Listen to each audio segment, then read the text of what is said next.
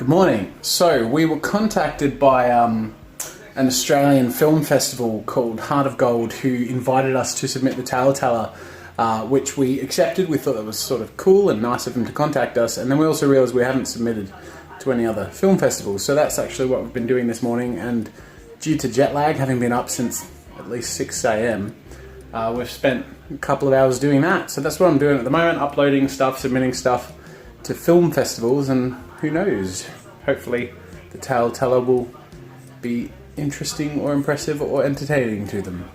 So fingers crossed there. Otherwise for today, I think today's a bit of a frolicking day. In England, it's still sunny. As you can tell, I've got a nice glistening sheen to me because even though it gets hotter in Australia, because we expect it, we have air conditioning everywhere.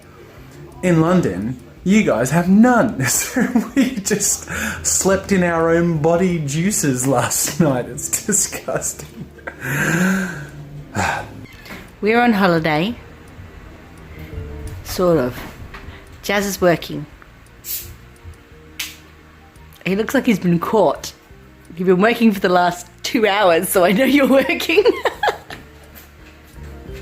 The vlog has caught you working while you're on holiday. I'm having trouble with these videos. They're not importing with audio, so at this stage I don't even know if I'm going to have Draw with Jazza content while I'm away, which is really kind of terrifying. What are you trying to do now? Get it to work. If it doesn't work, I'm sort of boned. You're boned. Yes. Mini Jazza is asleep. We're waiting on him to wake up, but I don't know right now that if Jazza's going to want to go out to our outing today, because he seems quite anxious. I am. Okay. Just working while Mini Jazza's asleep. Just got to try and solve the problem. Otherwise, you could see on Draw with Jazza with Mrs. Jazza drawing a rabbit. Uh-oh. Or a horse. Uh-oh. Or a triangular flower. Or some combination of these three objects, which are the only things I can draw. And when I say can draw, I use those two words loosely. Still working. Making progress though. At least the editing works now, so I'm nearly finished and able to render a video for tomorrow. And he's a lot easier to live with. Because he gets grumpy. I don't mean to, it's frustrating. When it goes wrong. It's so frustrating. He gets a bit grumpy with me.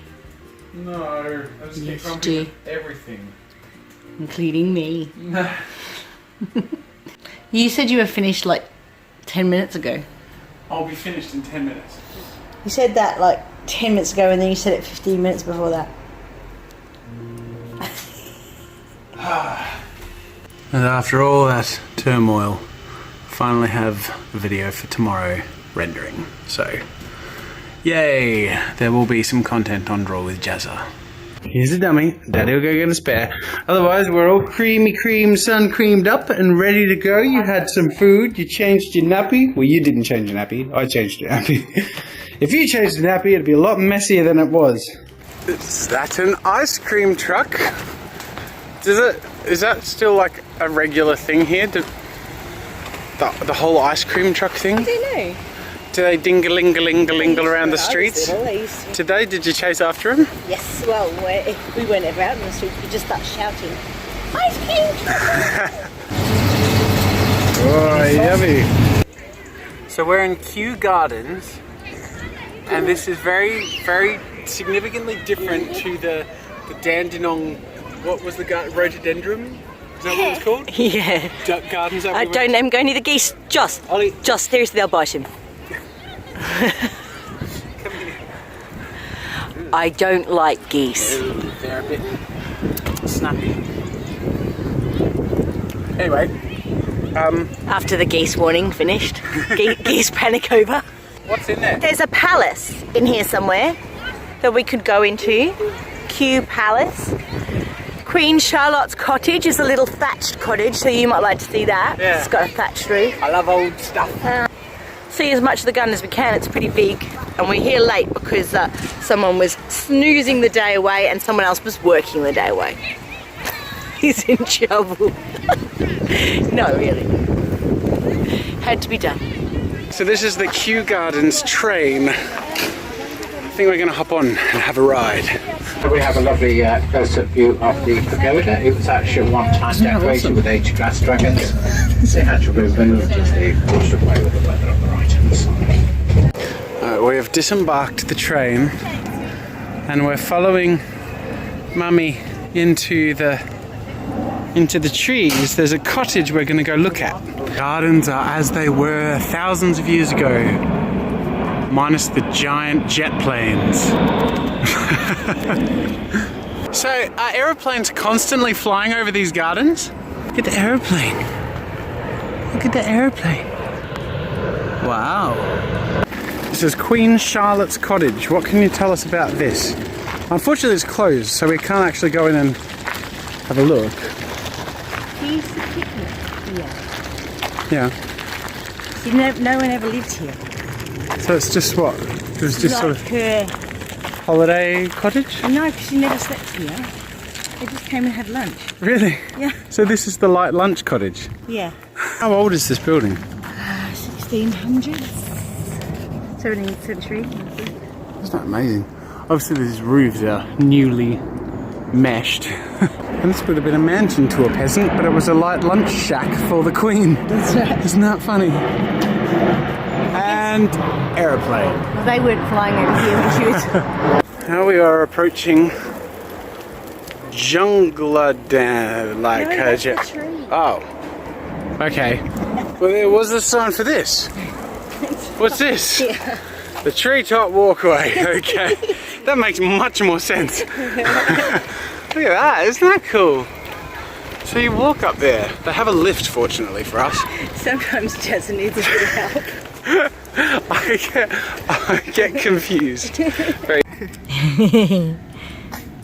What did you find? Some dirt again? So we're in agreement that Australian grass and trees and nature are all much harsher than English grass, trees and nature. It's all very soft and cushy and fluffy here. In Australia it's all coarse and rough.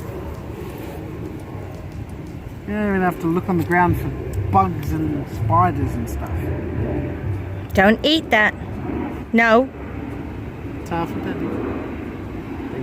This is Kew Palace, And the man on the train just said it's the smallest of the palaces. but it's a real palace, it's not like a replica or something? No. It was like built in like the 17th century, I think, or something. That's amazing. This fancy gentleman. Wow. He's dressed up like he works at the Palace? No, that place yesterday. Oh, Fortnum and Mason. Yeah.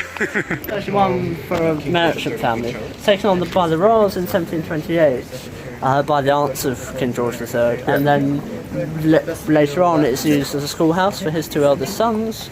He also has another mansion over there called the White House, which had been taken on about 1730 by his father, Frederick Prince of Wales. Is that it over there? It's where the sundial now is. It was knocked down in 1802 because that's Oh, where they kept him during his first 2 periods of illness, or madness as they called it. Yeah. Now thought to have possibly been episodes of bipolar. There are always physical symptoms as well, so it's hard to say really. So they knocked that down, and this is all they have left in 1804 when he's ill for the 3rd time. So they house him in a service wing off that way of this building that's now demolished, and house his wife and 5 of his daughters. The eldest one's got married, but the 5 remaining ones are still about. They're all housed on the 1st and 2nd floors. Wow. Above him. And his wife, Queen Charlotte, also dies here in 1818 when she's on her way to Windsor to see him. And that's the Where it's Charlotte been kept. whose cottage is around the corner? Yes, yeah, that's built in. It first appears on a map in 1771, and it's built when they're still spending the summers at Richmond Lodge, another summer residence originally built by his grandparents, George II and Queen Caroline, at the other end of what's now the garden. Thank you very much. That's a great rundown. Yeah. Hey there. So here I have a floor plan for. This is King George III, who was a crazy person.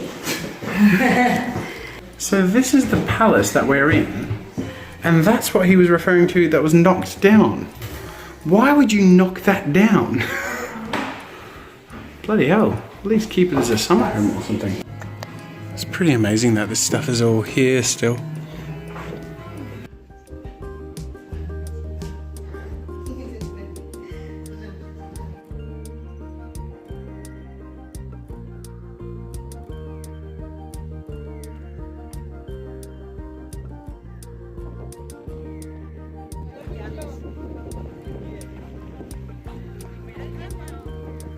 I think we're now going to catch our first big red bus and we're going to go up the top.